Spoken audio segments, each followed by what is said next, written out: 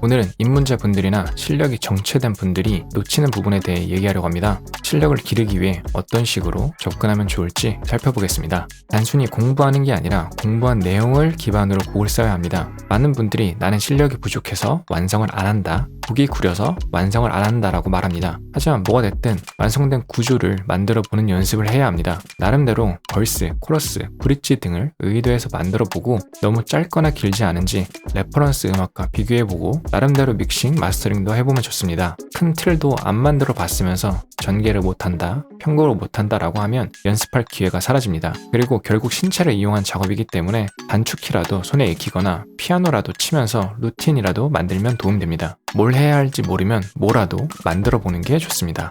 미디 작품곡에 대한 자세한 내용이 궁금하다면 제 클래스 101을 살펴보세요. 이렇게 구린 곡이라도 써볼 때 규칙성을 생각하면 좋습니다. 우리가 좋아하는 음악은 기본적인 규칙 안에서 약간의 응용으로 구현됩니다. 예를 들어 내가 좋아하는 음악들은 BPM이 어느 정도인지, 송폼은 어떤지, 어떤 코드 진행을 많이 사용하는지, 어떤 리듬 패턴을 사용하는지를 분석하면 좋습니다. 30곡, 50곡을 이렇게 분석해보면 생각보다 많은 교집합을 찾을 수 있습니다. 내가 좋아하는 노래 50곡 중에 20곡에 251 진행이 들어있다면 내가 곡을 쓸 때 251 진행을 기반으로 곡을 쓰면 내가 좋아할 곡이 될 확률이 올라갑니다. 예를 들어 스스로 매운 걸 좋아한다는 것을 인지하고 있다면 어느 식당을 가든지 안 매운 음식보다 매운 음식이 취향에 맞을 것을 예상할 수 있고, 내가 요리를 할 때 매운 소스나 양념을 넣으면 취향에 맞게 먹을 수 있겠죠.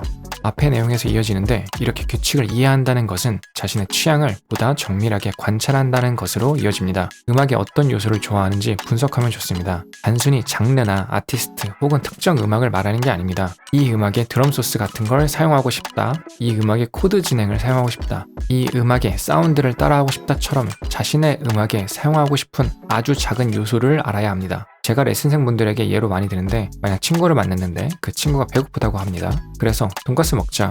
아니 그거 말고. 피자 먹을래? 그것도 말고. 국밥은 어때? 그것도 좀 아니야.